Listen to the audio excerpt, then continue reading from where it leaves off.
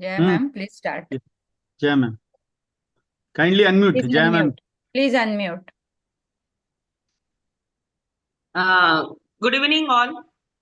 Respected dais and dear friends. It is with great pleasure that myself, Dr. Jayashree Shivalkar, on behalf of Maha IAP Women Committee, present to you the first episode of Thursday Thrills. And I take this opportunity to thank the Maha IAP President, Secretary, and the whole team for giving us this opportunity. Obesity, childhood and adolescent, is the today's topic. We all recognize it as a major public health problem, but somehow, as pediatricians, we fail to address it completely. We fail to convert our concerns about obesity into a structured, well planned, time bound program to be given to children and parents to achieve the required BMI.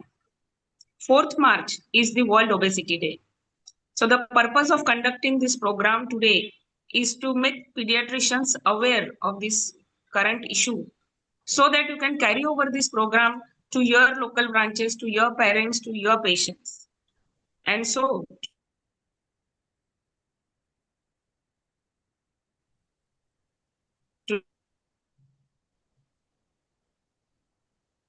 Ma'am, we have this program, and to start the program, I first invite Pakmode sir. Am I audible? Yeah. Yes, sir. Yes, sir. Good evening, all. Namaskar. Now, the program from the Women's Wing, the first time, this time our Women's Wing is very strong. If means everybody is so enthusiastic and so means willing to conduct any program, and this is a Shubharambha of that particular program. And I welcome Dr. Sukanta Chatterjee sir on this occasion. Then Dr. Manmeet ma'am and Dr. Udawat ma'am and Dr. Chitra Kulkarni madam as a moderator and Jaya madam as our women committee organizing chairperson and our dynamic secretary Dr. Amol and convener Dr. Sanjay Deshmukh and our other OBs, EBs and all the Maha IAPians. As ma'am has rightly said, if we are going to celebrate the World Obesity Day the coming month, the next month, but this issue is really a very burning issue. Initially, we were used to think this is a problem of the Western countries, but nowadays it is no more a problem of the Western countries. It is rather a problem of the developing countries like us. Especially after the post-COVID, we see the lot many patients who are obese in the OPD. Initially, the people were coming, but the parents were coming with the complaint, my child is not growing well, he's very thin built. Nowadays, they are exactly opposite. They are telling us, now he has a tummy and now he's very obese. You tell me the measures, how to reduce his weight and so that he'll be a normal. But why all these things happen? What is responsible for this? This is not a single factor which is responsible for this. There are n number of factors which are responsible for this, right from the genetic root to the lifestyle to the eating habits. Everything has been changed, and all these things issues needs to be addressed. Again, this issue is not related to the doctors only. We need a multidisciplinary approach, and the main focus is the family, not the child. Only child doesn't need any advice. It is the involvement of the family which will help us in modifying or rather taking this process in the reverse fashion. So with all the stalwarts, let's hear from their mouth the different topics in the today's webinar. Thank you. Thank you. Thank you, Jaya ma'am. Thank you, Chitra. Very well said, sir. And that is the importance of today's topic. Now I request our Secretary General Maha IAP, Dr. Amol Pawar, who is guiding us right from the program planning to making flyer to everything. Thank you, sir, for guiding us. And I request you to share your thoughts. Thank you, Jaya ma'am. First of all, I welcome our chief guest, first National Treasurer of Central IAP, Dr. Atanu Badra sir, who is also organizing secretary of Pedicon 2026. Then Dr. Devendra Sarin sir and all other Central IAP EBs who have joined. I also welcome today's expert speakers, Dr. Sukanta Chatterjee, sir, who is the ex-chairperson of Central AHA, Adolescent Chapter. Then Dr. Manmeet Sodhi, ma'am, she is from Amritsar, very active personality in AHA. Then Dr. Priyanka Udawat, ma'am, she is pediatric gastroenterologist from Mumbai. And also Dr. Chitra Kulkarni, ma'am, all Maha IAPians and delegates.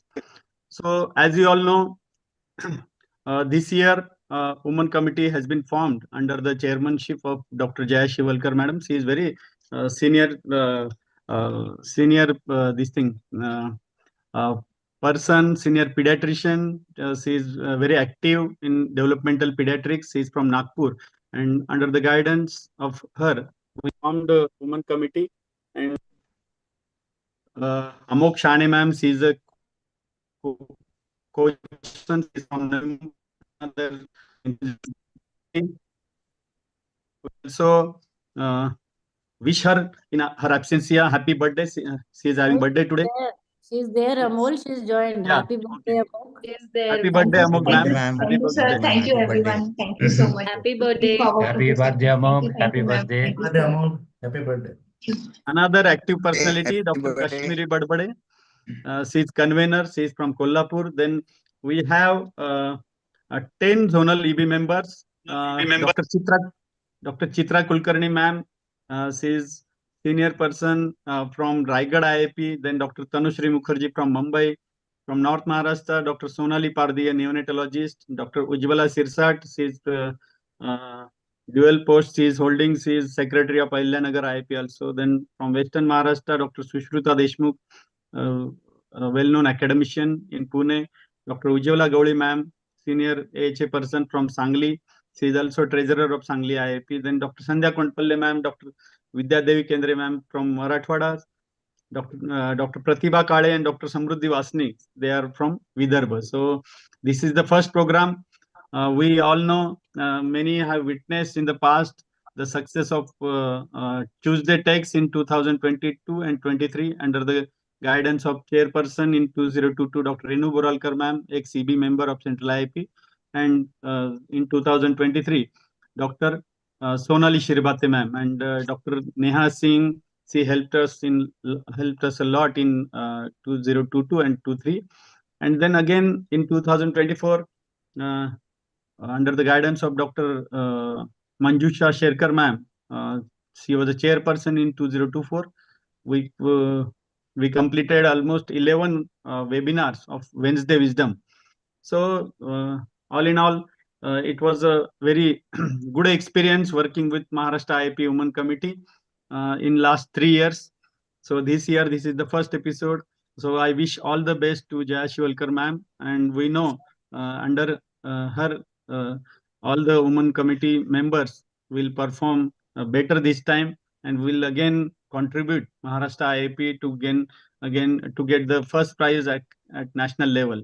So thank you, and over to you, ma'am. Thank you. Thank you for your kind words, sir. Now I request Dr. Sanjay Deshmukh, convener Maha IAP, to share his thoughts. Good evening, all. Respected all the dignitaries and faculties on today's Maha IAP platform.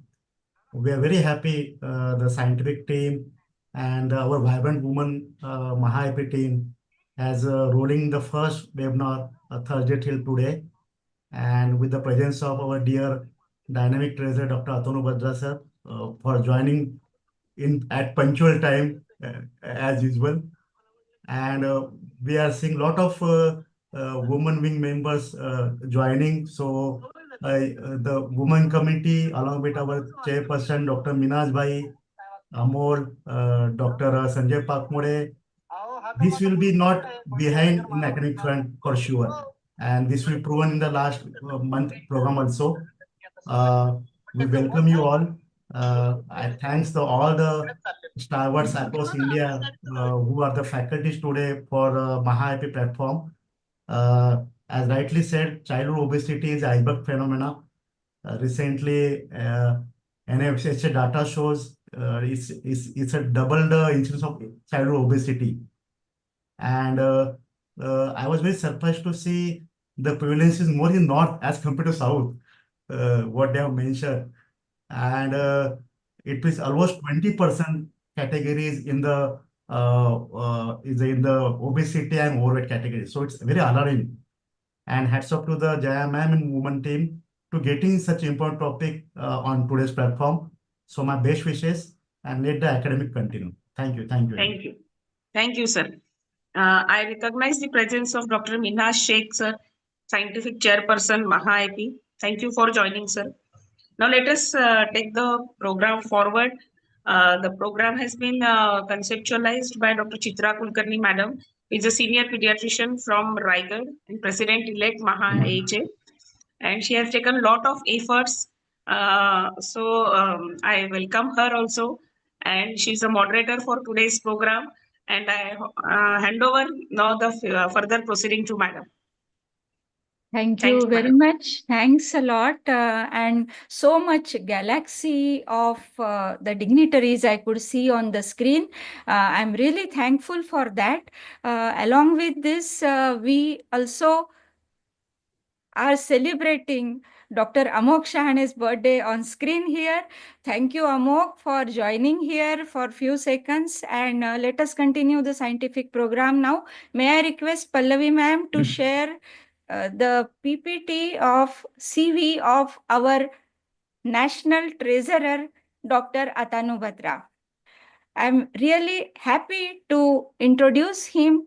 He is our National Central IAP Treasurer for 24-25 and now doing a mammoth task of chairmanship of Pedicon 26, which will be held in Kolkata.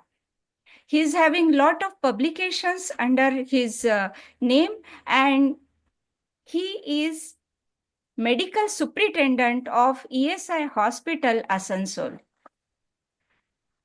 He has performed so many duties in IAP in various years. May I request him to give his blessings for Women's Week program?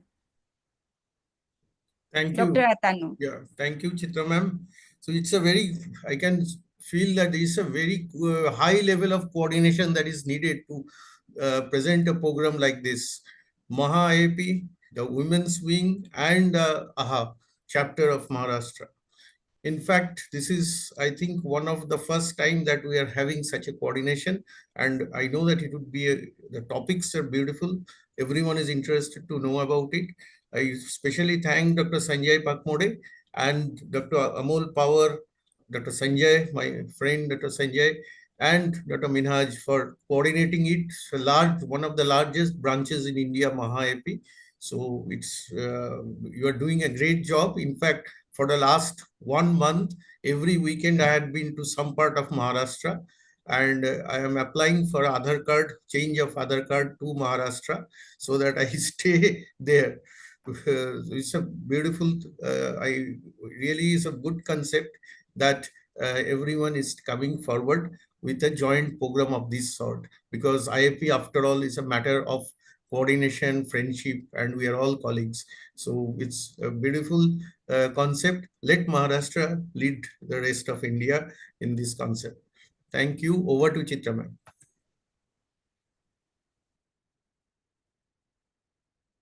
Madam, you are muted. You are muted. Chitra madam, please unmute. Oh, sorry. We are now blessed with senior speakers, and may I ask Pallavi ma'am to introduce the slide of Dr. Sukanta Chatterjee. With 40 years of experience as professor and head of pediatrics of Medical College of Kolkata, Sir is going to talk about the media influence on our adolescents and young adults' mind. He has many publications and again responsible for scientific program of Pedicon 26. Over to you, sir. The screen is yours. Thank you. I am really humbled to be present in such a galaxy of gathering, which I must say that it's an opportunity Even in Pedicon, Mala, we may not get this type of gathering. So thanks to the organizers. I still remember when Chitra came to Kolkata, then I met her. She insisted that we are going beyond Adolescent Health Academy in the physicians forum to take the mission of adolescent health. So I want to meet you on this occasion. So I really congratulate you, and I can see now the mission that you are taking it forward. And I must congratulate the Maharashtra IAP President, Secretary, and all the office bearers. Sir, you made it possible to for me to be present here. Now, I also welcome my co-speakers on this particular topic. Topic is very important. Let me share this screen.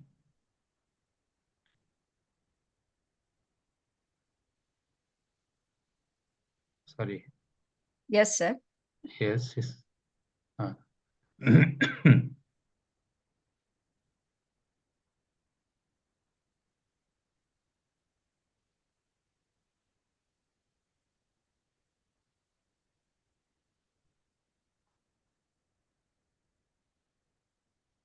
Yes, Well, sir.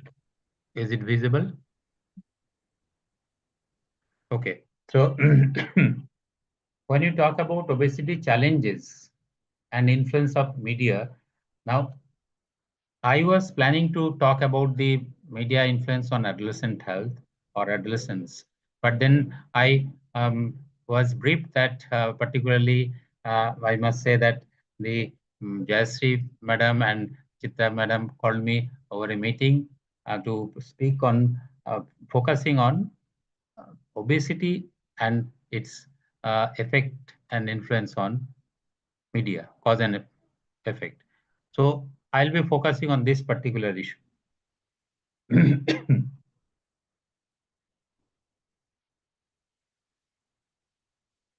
Now, obesity is one of the most challenging public health problems facing both developed and developing countries worldwide.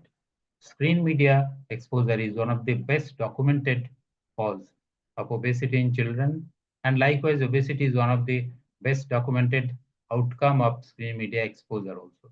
When you say it's best documented means there are many case studies and many say experiences, but the documentation, scientific documentation, we all know that there are different levels of uh, evidences, we call it, and the randomized control trials are maximum on this particular topic. And it's documented that the screen time is very much related to obesity. And if we reduce screen time, then the obesity will reduce.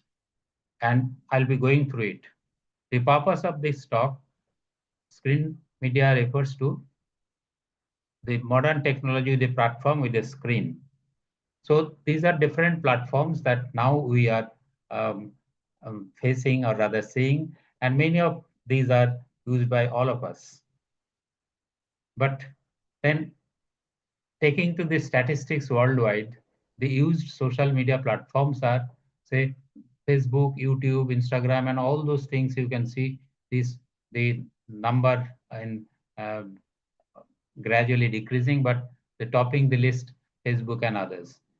But it's not that these platforms are only used. There are many others. The technology is gradually changing. New apps are coming, and the adolescents and even the children are using it. And I am really surprised how efficient they are. Even we cannot understand it.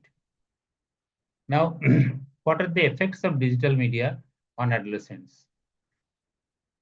Social media can capture all kinds of active interpersonal communication like chatting, texting, and liking photos and sharing posts also.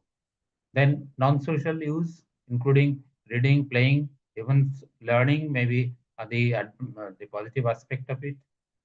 But more important that I want to stress that we will be facing as clinician is to impart digital literacy and resilience. Media literacy is most important because when you get a patient with obesity, what Dr. Sanjay was saying that it's now malnutrition is passing on to the obesity. So yes, we are getting obesity as a clinician. Then what will you do? And what we do, that is a focus of my discussion today. Of course, with very limited time, let me do justice to the time also. Now, these are the adverse effects: physical health, mental health, and the social well-being. Everything is affected, we all know. But our focus is how the physical health, particularly the obesity, is coming. These are again the problematic aspects of social media use. Now, particularly in adolescents, the social media use increases tremendously. And why it increases? Because they are impulsive and they explore the external world and wants likes, more relations, more friends. And now the phone or tab is there, so it's at the tip of the finger, entire world.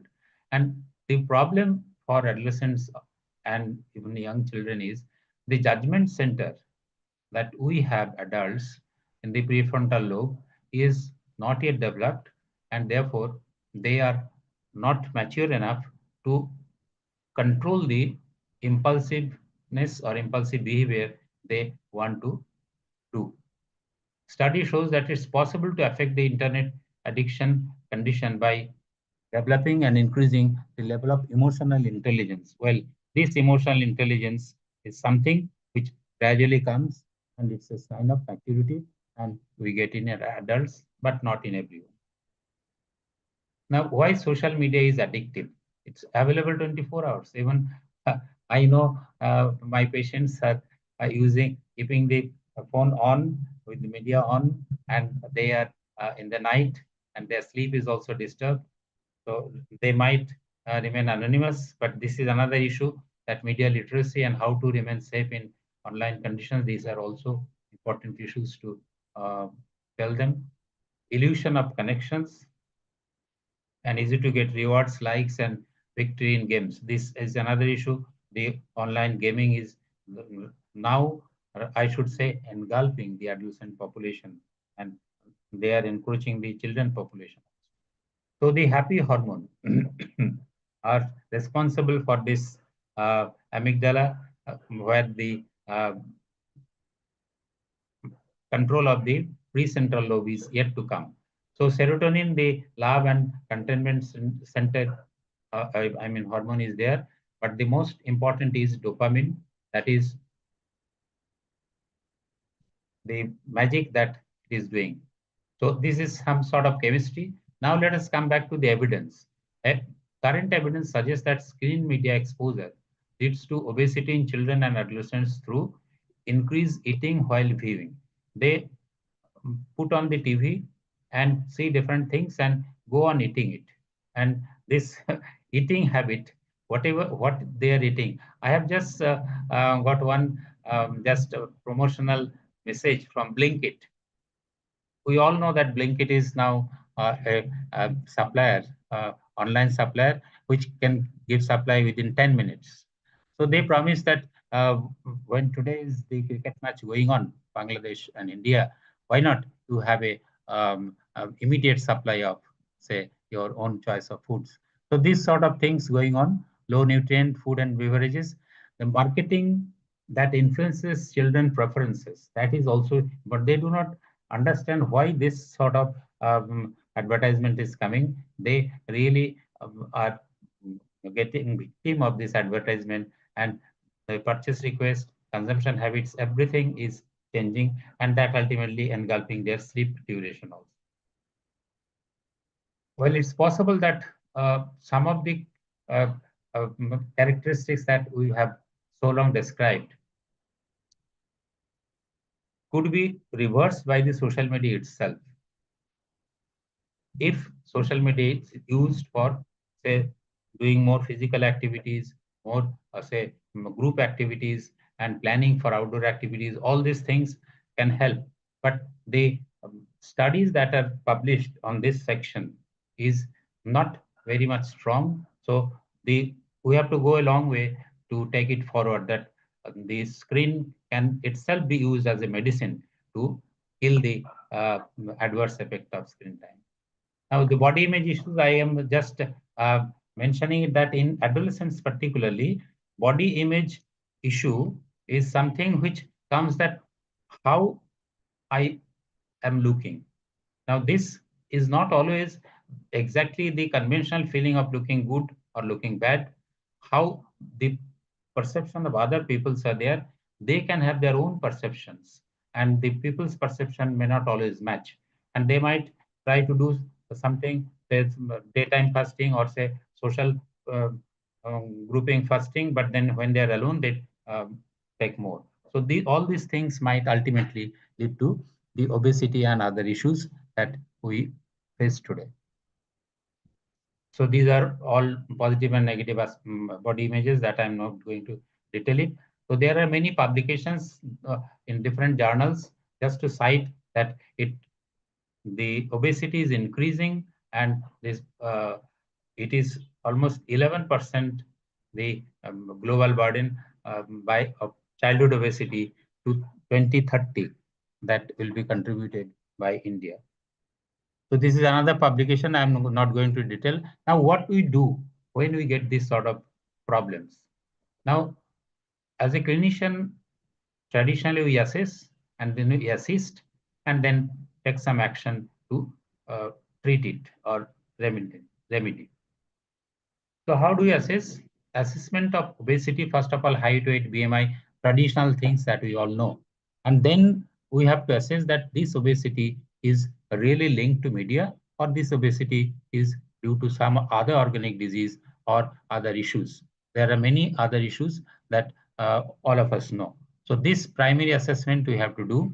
And then once we have done that, then we'll try to link it with the media use by our HEADS assessment that will find the risk area, particularly in the education and entertainment area of the HEADS assessment. If we find that the media use is there and the media use duration is also crossing the standard recommendation limits, then we can go further by using, say, internet addiction test scoring scales, how far it went and how it is eating away the sleep, physical activity, socialization, studies, and all other components of 24 hours of a child and adolescents. And then finally, we have to identify the motivation to change. Whatever you want to do, unless the child is or the adolescent is motivated or the parents are motivated, it will not be done. Even the parents are motivated, they will say that this is a problem we are not able to handle. So they think that doctors are next to God, if not equal, so they can do any miracles. So this is another important point that I want to highlight, that the shades assessment is a little modification of identifying the strength of the adolescents. If we find some strength in the adolescents and some change, motivation change, that will help us to motivate the child and adolescent to undo it and reach the goal. Now, shade screening is a strength-based psychological assessment.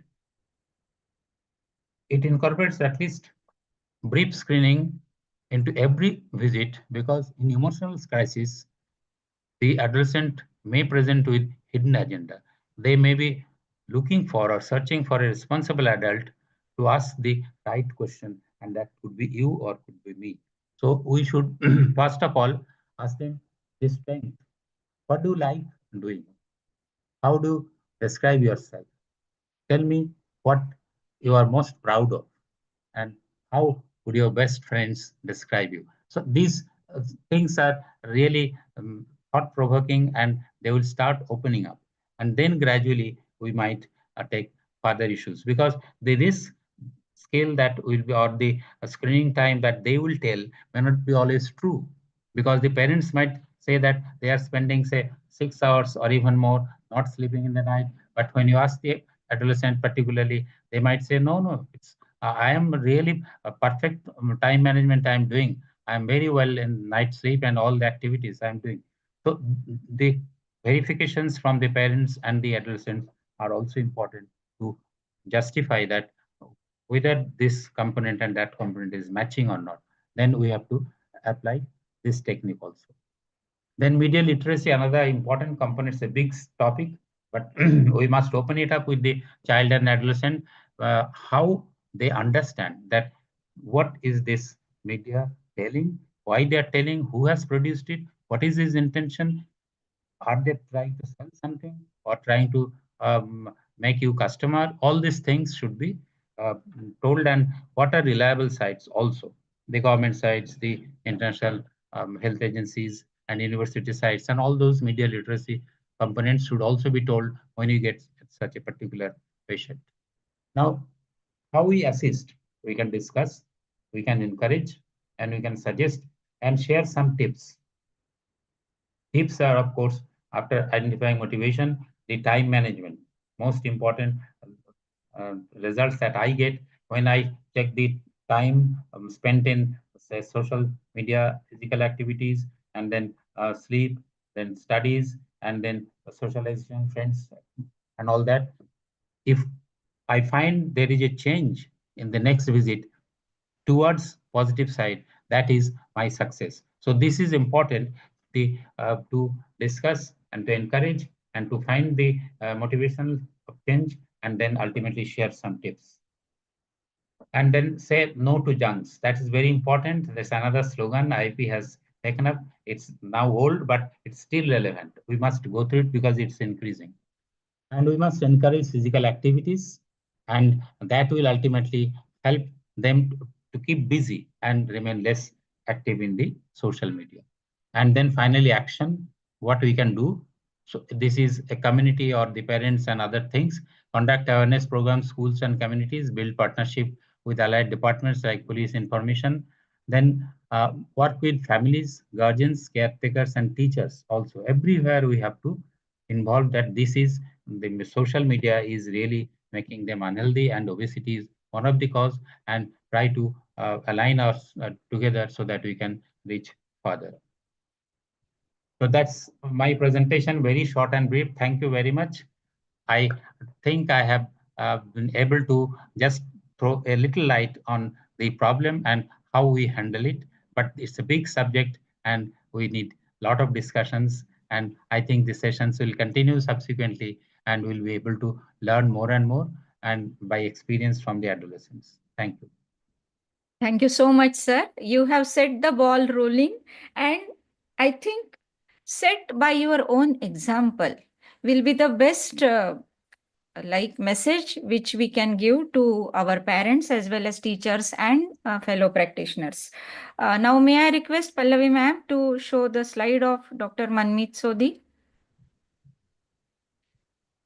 Dr. Manmeet is our star member of Central IAP. She is professor and head of the Department of Government Medical College, Amritsar, and has conducted so many conferences beautifully.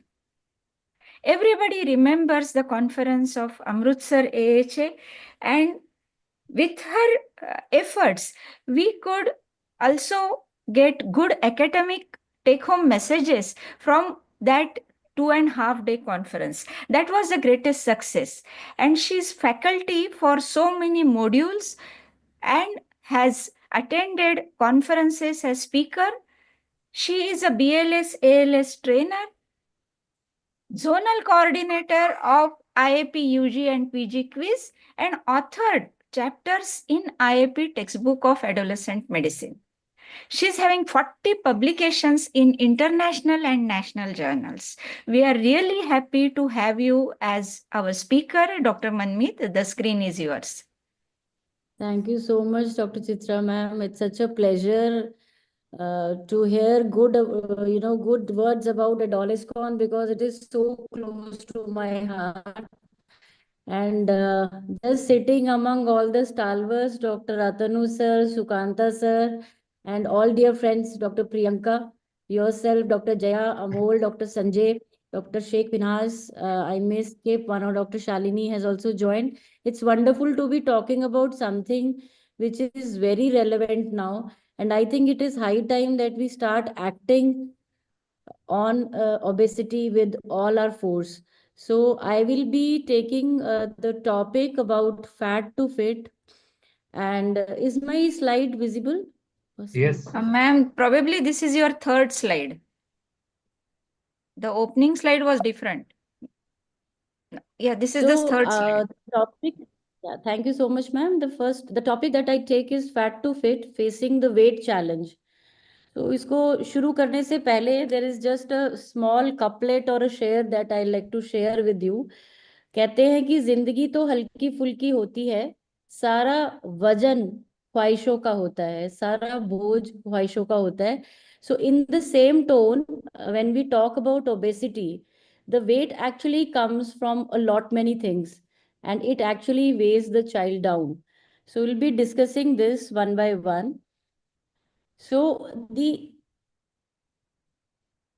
audience here and all the respected speakers know that we have a rising trend of obesity in adolescents, and it is a highlight that 1 in 10 obese children globally will be from India by 2030. So among boys, among girls, there is an increase in the obesity rates, whether it is rural or urban. We are having a lot many children with obesity, and it is increasing by the day. So, what are the obesity related complications or comorbidities that happen? So, we have type 2 diabetes, we have hypertension, dyslipidemia, non alcoholic fatty liver. Then there is early onset of metabolic syndrome and cardiovascular risk factors. And along with, we can also have disorders like obstructive sleep apnea and osteoarthritis, hypertension, which previously were not seen in young adolescents. So, what are the contributing factors to this epidemic of obesity? So, there are changes, like we all know, there is increased consumption of processed foods, sugary beverages, and fast food. I think Swiggy and Zomato has brought everything to our table, which was not nutritious and just a little tasty to our tongues. Then we can have this physical inactivity, which has increased the screen time. As Dr. Sukanta discussed, then there is sedentary lifestyle and reduced outdoor play. And then there is environmental influence with lack of access to healthy food options. We all know that now homes have skipped traditional cooking, that is cooking, and we have opted for online availability of food. And plus, where have the parks gone? Our children hardly have a place to play because there are limited safe spaces for physical activity for young children and adolescents. Talking about puberty, it is the time for the perfect storm actually, because there's a lot of peer pressure, the hormones are going haywire, and there are poor lifestyle choices among adolescents because it's a time for a rapid change. So we have certain hormonal changes which increase the appetite. So it is under the influence of hormones like insulin, leptin, and ghrelin on weight regulation. Plus, there are certain metabolic changes that occur which cause variability in the energy balance, and that is why, especially in girls, we get to see a lot of fat deposition. Then there is definitely the genetic predisposition, because if the parents are obese, definitely the epigenetic factors are influenced by the early life nutrition. What is the social influence on obesity? A very important thing. Friends, trends, and screens. Because there is a committed effort by the peers that you should also try this drink, you should also try this food from McDonald's or KFC. So basically, the social eating habits are about junk food and fast food outings. Talking about exercise patterns, if your friend is not playing or he's not happy with outdoor play, you will also not try to play. Then you will also prefer digital entertainment like him. And as Dr. Sukanta mentioned, the impact of social media, because what happens, a lot of exposure is there to unrealistic body standards. Have you seen pictures of zero figure on the social media? Then there are boys showing six-pack abs. So everybody wants to go for all this. And lot of influence is there of food marketing. Just pick up any time of the day. There are so many ads about food, easy availability of junk food that these adolescents are subjected to. Then there are certain mental health challenges where there is increased stress, like in exams, anxiety, emotional eating. Social isolation does occur due to weight stigma and bullying. So, what are the lifestyle changes which actually lead to a sedentary and unhealthy pattern and taking us from fit to fat? These are the dietary patterns, as we discussed earlier, physical inactivity, and certain environmental barriers that keep us away from good lifestyle of healthy eating and physical activity. What are the hidden struggles that these children face? A very big chunk of these children and adolescents who are obese will be depressed. They will have anxiety. There will be certain emotional eating and binge eating disorders as coping mechanisms. These adolescents suffer from low self esteem and body image issues. And there is constant comparison with unrealistic body standards on social media. There's a lot of impact on your school performance because there is poor sleep from obesity related conditions, and plus there is always this increased risk of bullying in the school, which leads to school absenteeism and a social withdrawal there itself. So basically the obesity also affects the mental health. So this is what the problem is. So where lies the solution?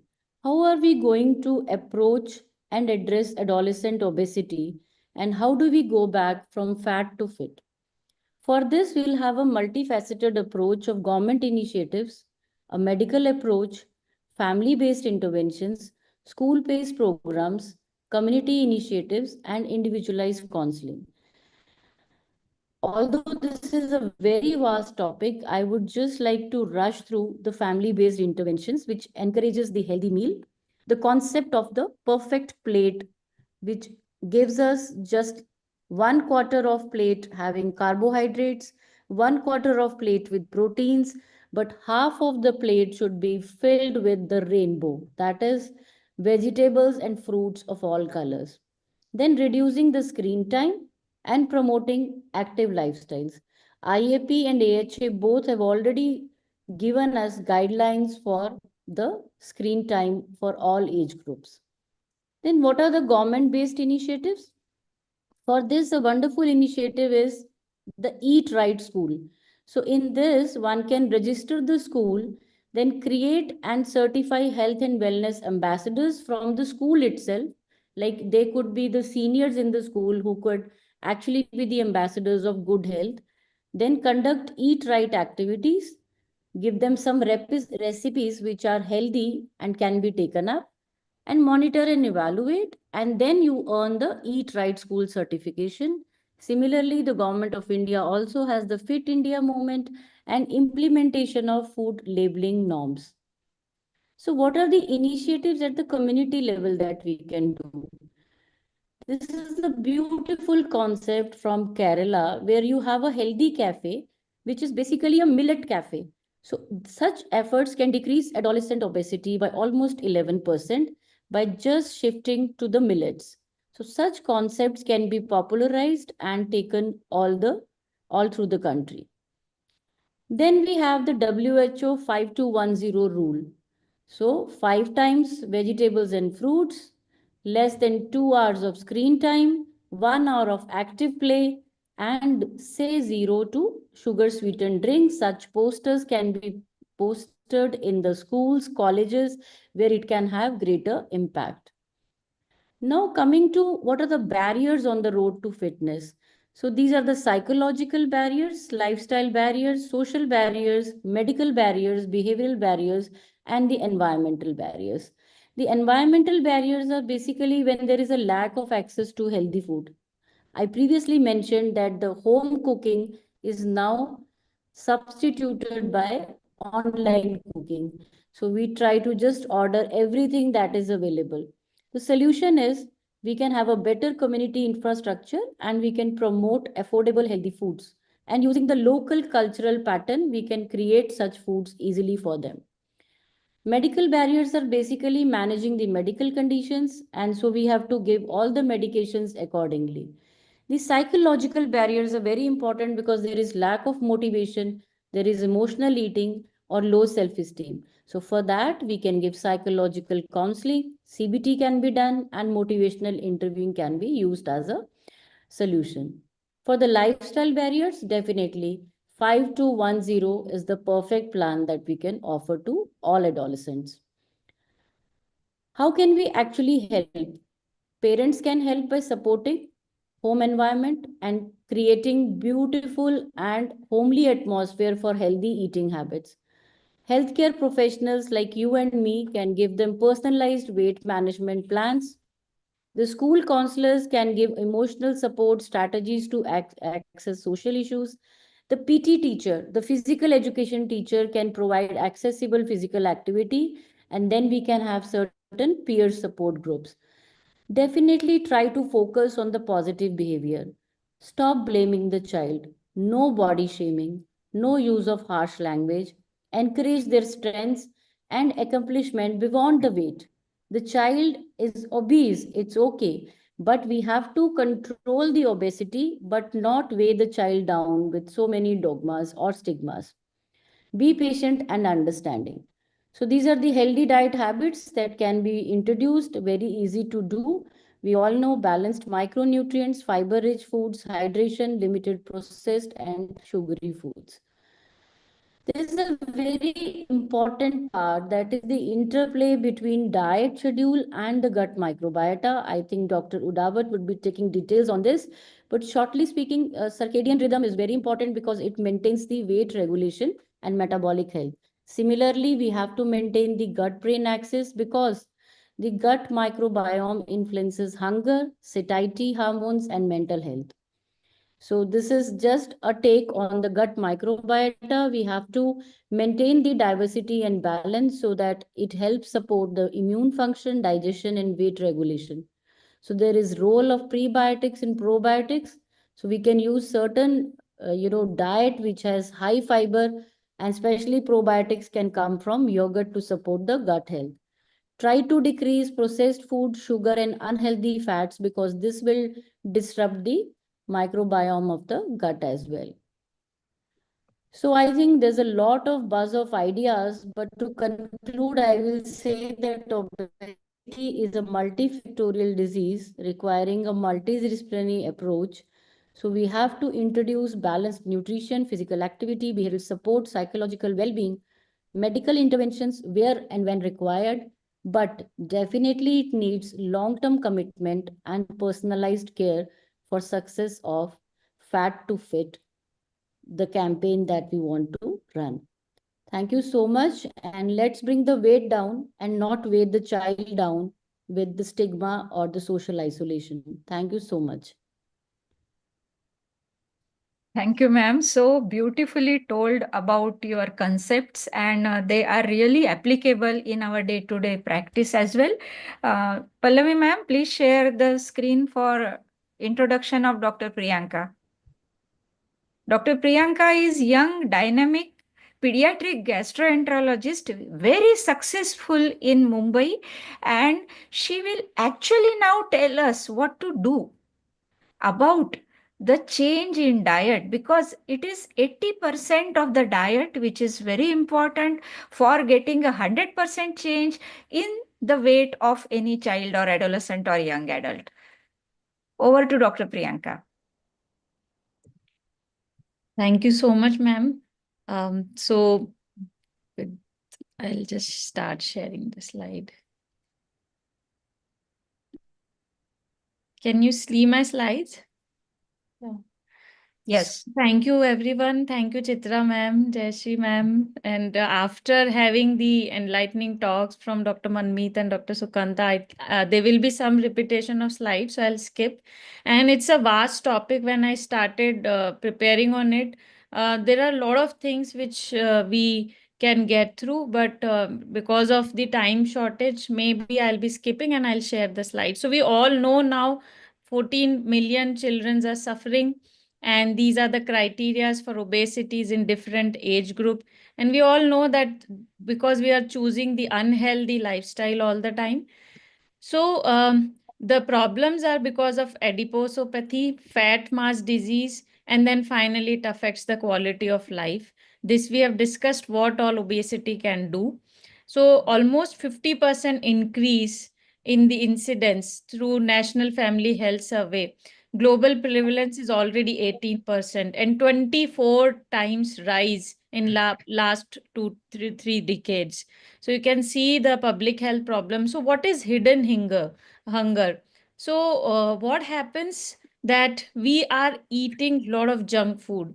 So the importance of micronutrient deficiencies or hidden hunger was clearly emphasized, specifically targeting to iron, vitamin A, and iodine deficiencies since 1990. So hidden hunger, in which a high energy intake diet does not provide the nutritional adequacy of other dietary nutrients. So particularly the micronutrients and vitamin. Dr. Pathwani from Nagpur. So one side we are having Madam, why you a are? lot of food, I'm Dr. but still Pathwani we from are Nagpur. deficient. So according to UNICEF, 1 in 3 children, they are not growing well as such because we are not having a holistic nutrition. So causes of micronutrient disorders in obese patients.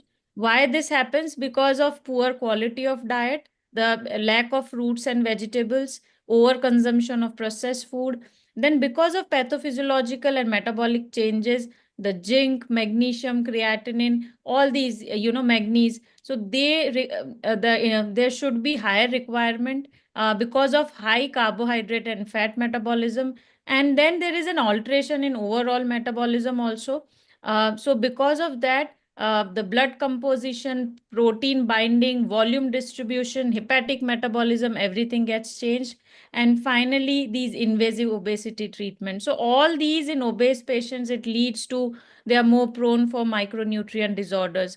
And we all know that vitamin A is required for vision, to immune regulation, to for epithelial tissues. Vitamin D, everyone knows. Vitamin C as an vitamin E is an antioxidant.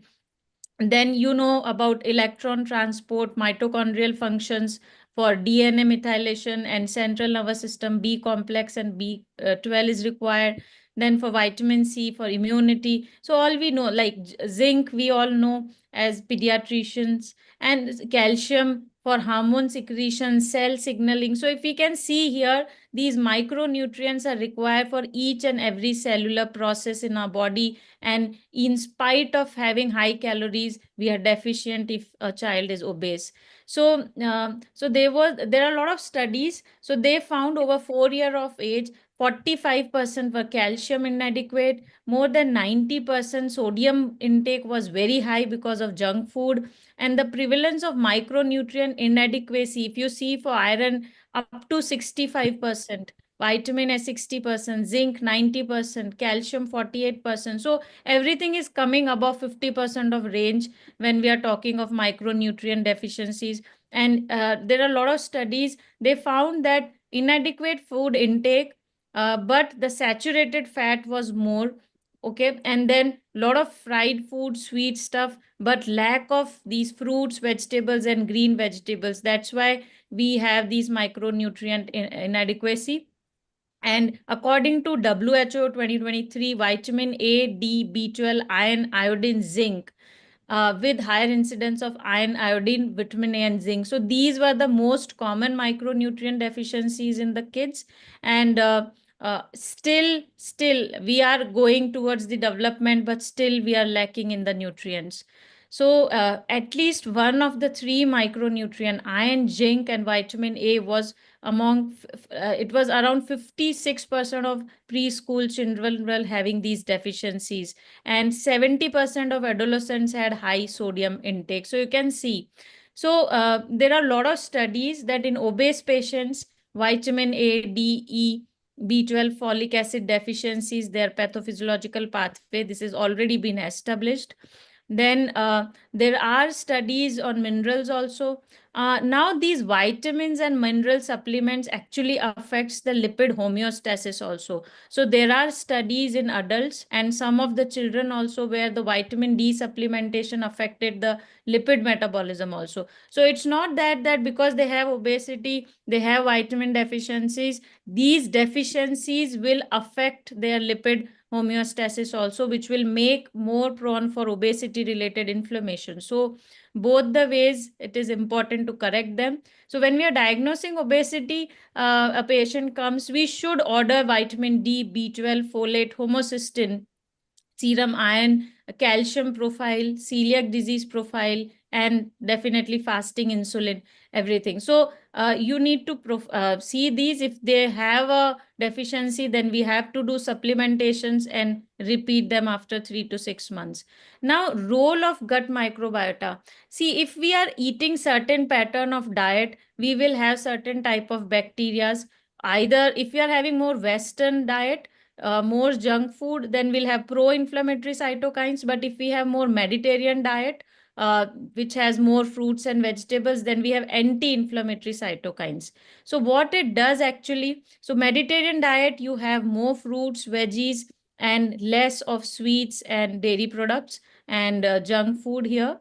So if we are having more fiber, then your gut microbiome in symbiosis state, and if you having processed food, then you will have more dysbiosis.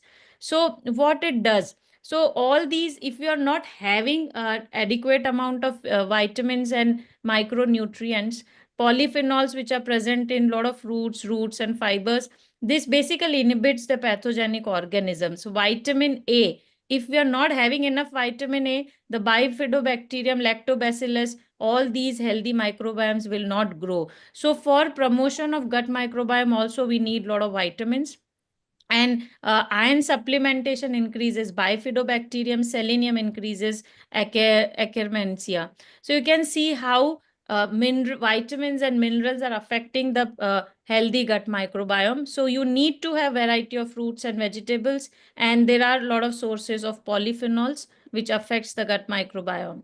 So now these, especially when we are thinking of fruits and veggies, now because of unsustainable agriculture system, because of intensive cropping, over fertilization, over consumption of water and energy, we are getting the right kind of vegetables and fruits are not having enough vitamins and minerals in them, because of the soil issues and because of the agriculture issue. So that is also another issue, that you are having the same amount of fruits and vegetables, but you may not get the same amount of minerals and iron. So there is a role of soil microorganism also, because if we promote soil microorganism, they increase the availability of nutrients into the fruits and veggies and seeds.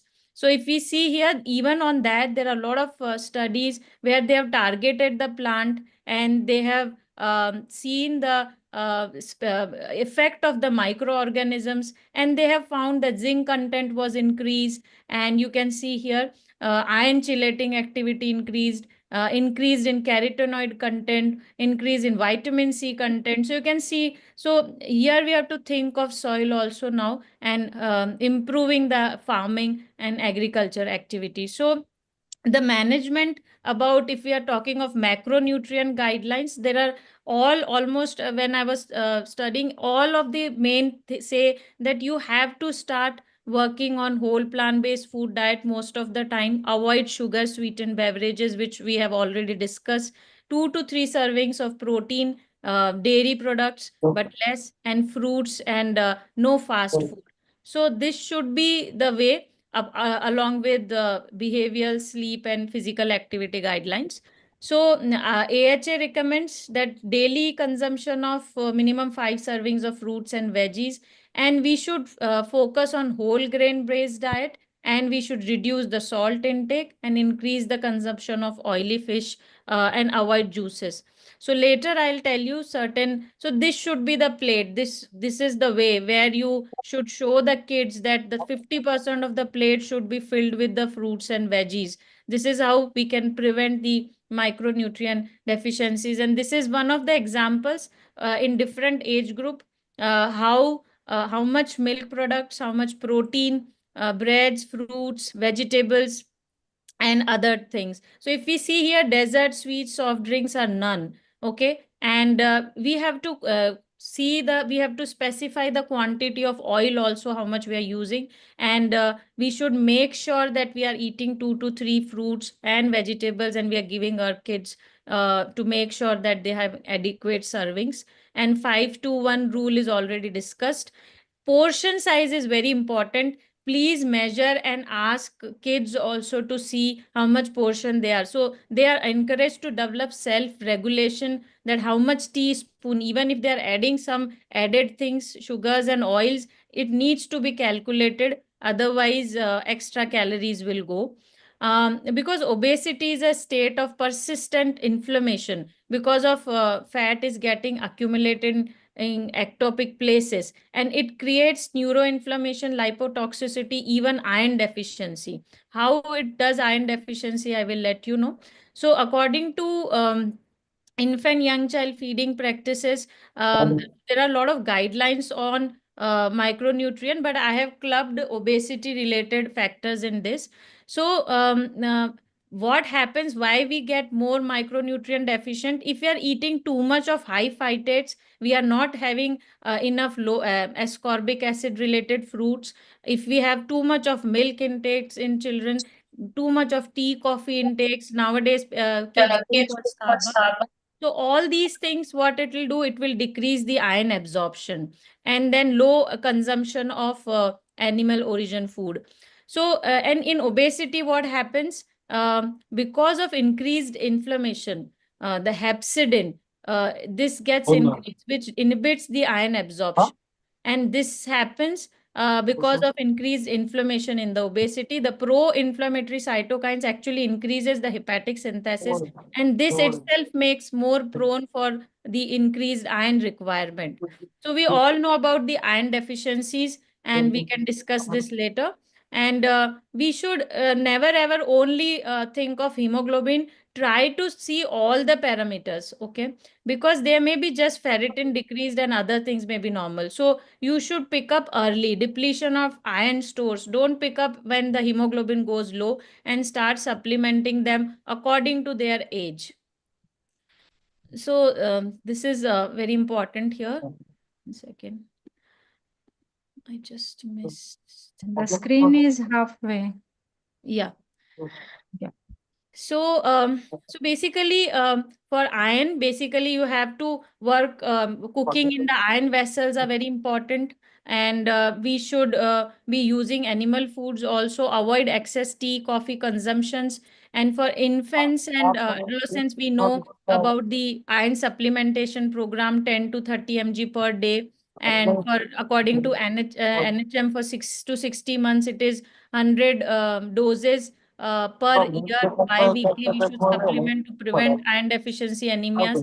And zinc, we all know that it will cause growth failure, skin lesions, and around 45% of them are zinc deficient. So zinc is rich in more in animal and sea products, so which is very less. We cannot take that too much. So, and we have to inhibit, if we are taking too much of phytates through leafy vegetables and all, then you may have the zinc deficiency. The marker for zinc deficiency will be low height for age, which is a surrogate indicators. So you have to add more milk, eggs, grains, legumes, nuts, and seeds to improve zinc status through diet. And we all know about the zinc deficiency when there is any zinc adjunct therapy when there is diarrhea. And then according to RDA, we need to supply the zinc if we are not able to meet through the um, food supplements. Iodine deficiencies, we all know, but mostly universal salt iodinization is there. Now, there is a lot of data on vitamin C concentration, that low vitamin C was linked to greater body fat, abdominal fat, increased waist to height ratio also. And by variety of different methods, because it controls adipocyte lipolysis, it gives an inflammatory response if you have a low vitamin C. And there's suppression of leptin level, and vitamin C may reduce adiposity. So even supplementation will help in reducing the weight. There are a lot of studies now happening on vitamin C, zinc, which is helping in obesity related inflammation and lipid profile. Vitamin A, again, there is a study where there's a dose-dependent relationship with the action of vitamin A on adipogenesis. And vitamin E will prevent the oxidative damage. So it will preserve lipids from the oxidation. So again, it will reduce the inflammation. So according to RDA, we have to give vitamin A and E. And we all know that vitamin A rich food like milk products, ghee, yogurt, cheese, eggs, orange and yellow color vegetables we have to give. Then supplementation programs we know to prevent vitamin A deficiencies from early age, which is the mega dose of 2 lakhs when the in early ages, the supplementations we know. Then there is vitamin D. We know that vitamin D deficiency was very, very common in overweight and obesity. The average levels were less than 20 nanogram per DL. And obesity does not affect the skin capacity to produce, but instead it may alter the vitamin D release from the skin into the circulation. So again, it makes you more prone for vitamin D deficiency. So fortification of even vegetable oil was also advised for vitamin A and D. Sun exposure is recommended, especially on the face, arms, legs, should be exposed twice or thrice a week for the duration to causing minimal burns. Till then, we should get the exposure to sun between 9 to 11 a.m. And dietary sources, we all know it's really limited. So supplementations are must in vitamin D if they are deficient. These levels we all know, so I'm not going into detail.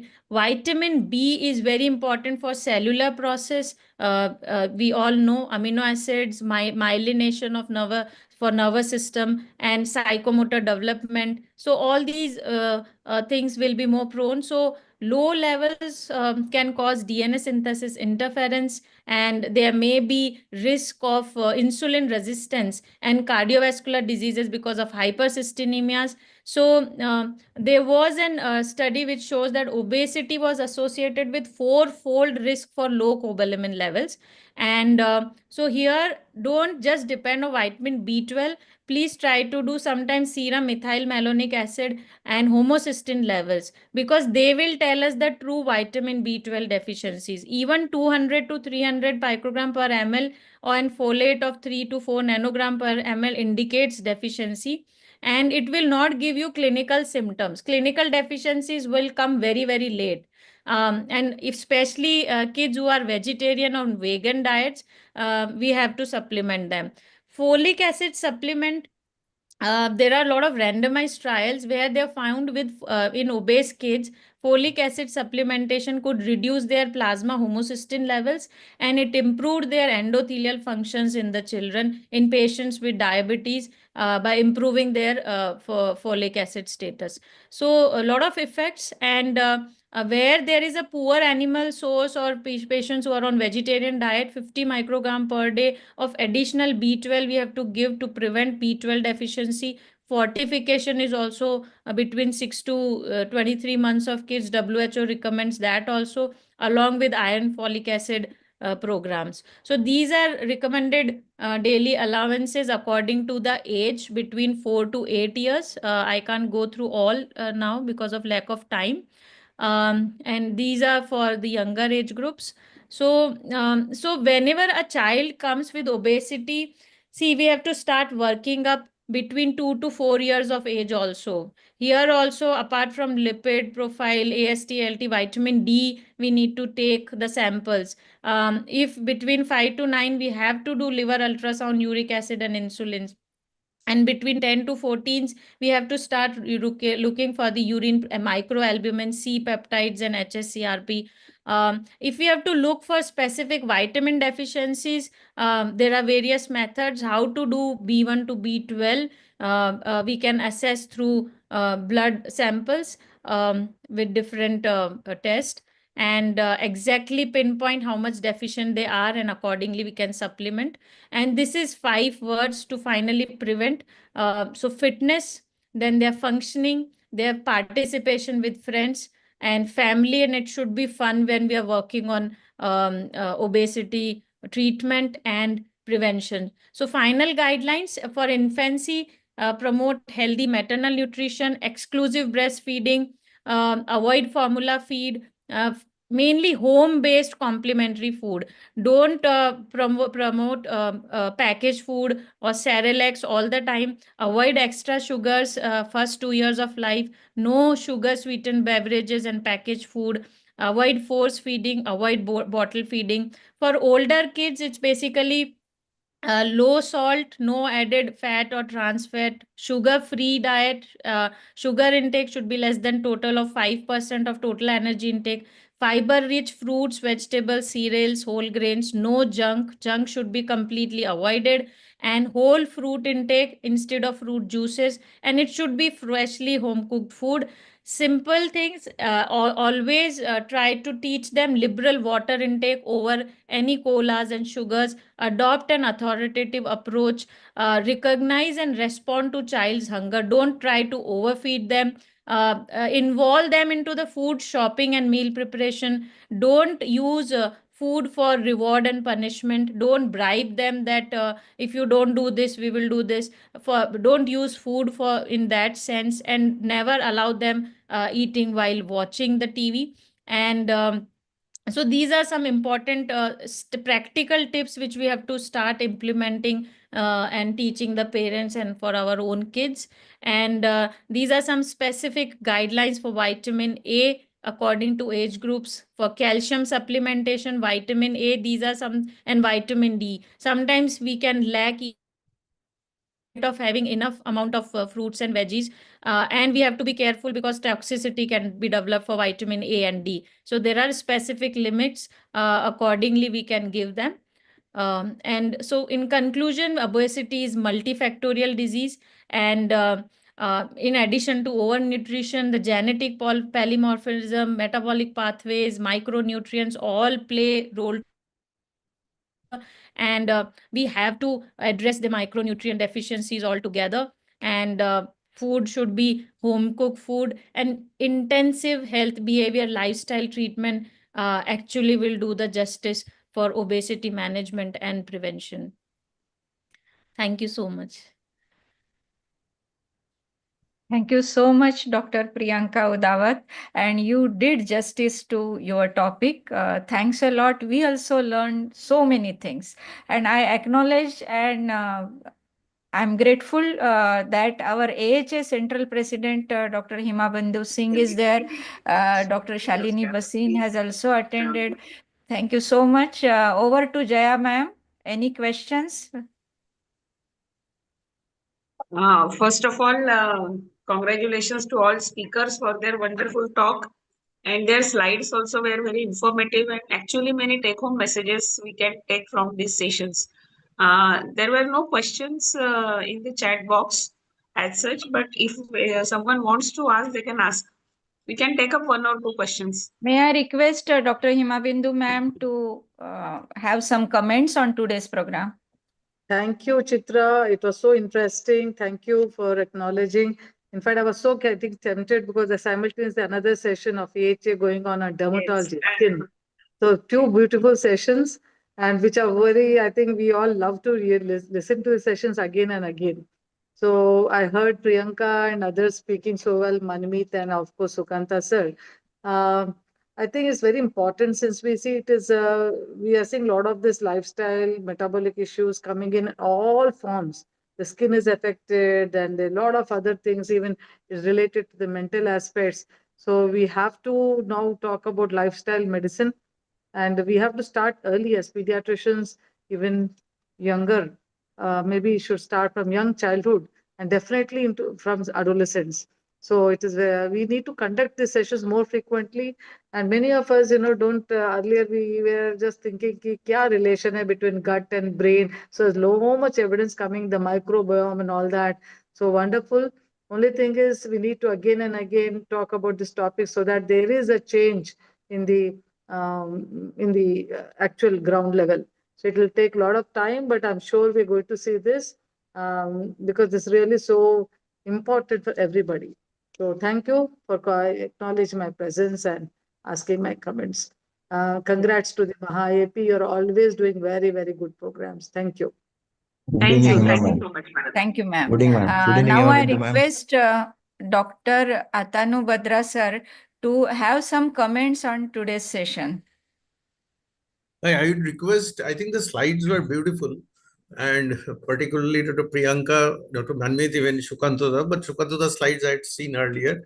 So for me, it was repetition. But Manmeet, can you share the recommendations that you had put that slide only in the chat group or somewhere, so that all of us who attended here, so that they can just have a look at it.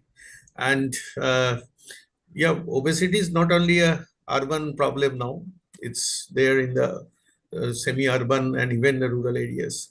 So any from any of the faculties, any rejoinder of why we are finding it in the villages now, whether it is because the fast food is available everywhere, is that the reason, or any other reason, or we are all genetically prone to the same thrifty gene and same gene component is there in, whether we are staying in the cities or in the rural areas? Yeah, Well, Internet has also yes. reached the villages. Yes, the internet and the media use is now really exceeding the metro city internet use or social media use. That's number one. Second thing is the targeting of the say the online suppliers and the multinational companies to supply the packaged food, even the to the smaller towns. So that is, and the villages also, and the people like it. Just food made from outside. All these issues are related, besides genetics and all that.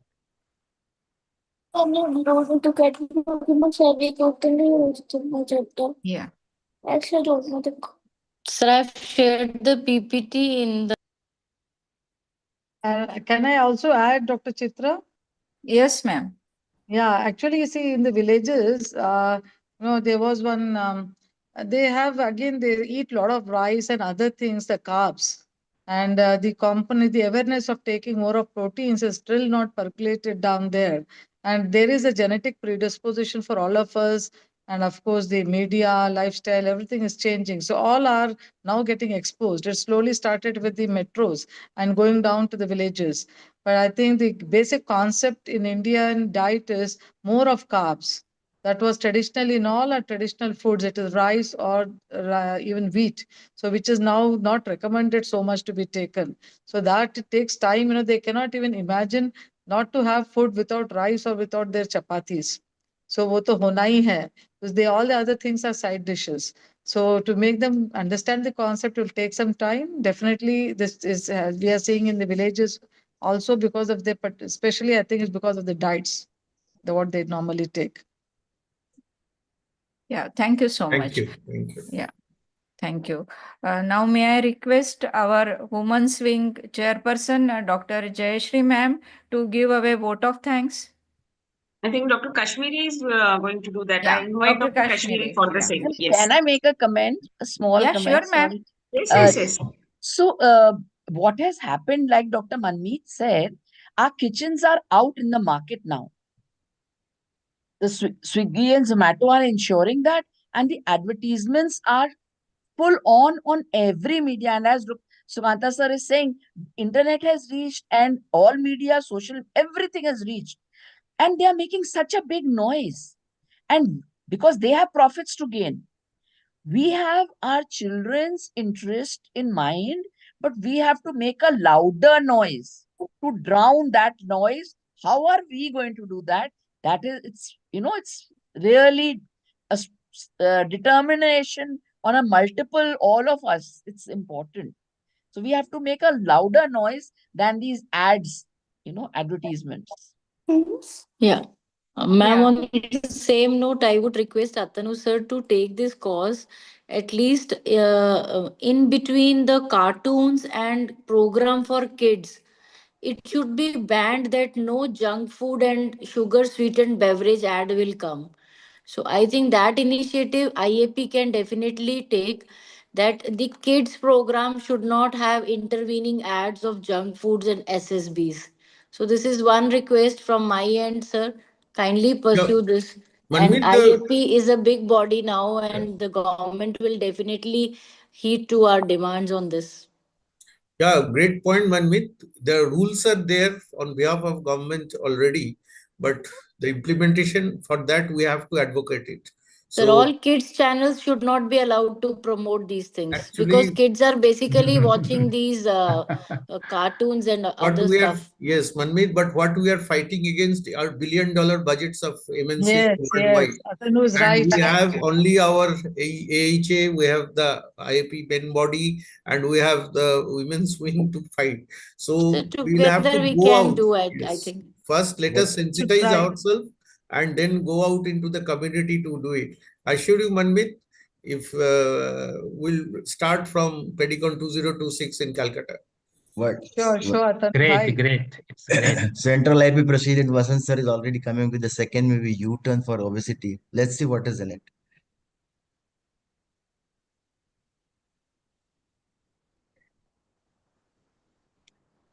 Okay, I request Dr. Kashmiri Madam for vote of thanks. Thank you, ma'am. So, first of all the respected dignitaries, esteemed speakers, and dear colleagues. Myself, Dr. Kashmiri Barbade, convener Maha IAP Women's Committee. On behalf of Maha IAP and Maha IAP Women's Committee, I extend my heartfelt gratitude to our expert speaker, Dr. Sukanta sir, Dr. Manmeet Sodhi ma'am, and Dr. Priyanka for their insightful session on the obesity challenges. A special thanks to our moderator, Dr. Chitra Kulkarni ma'am, for steering the discussion so effectively. And we are deeply honored by the presence of our chief guest, Dr. Atanu Badra sir, and also Dr. Himabandhu ma'am, and grateful for his valuable supports and her valuable supports too. A sincere thank you to Dr. Sanjay Pakmode sir, our beloved president, our secretary, Dr. Amol Pawar sir, chairperson, Women's Committee, Dr. Jayashree Shivalkar madam, Dr. Amok Shahane, and Maha IAP, all the team efforts in organizing this event. I thank all the office bearers and technical team, Pallavi ma'am also. Lastly, a big thanks to all our attendees for their enthusiastic participation. Your presence and encouragement make this session meaningful. So we look forward to see you in the next episode of Thursday Thrills.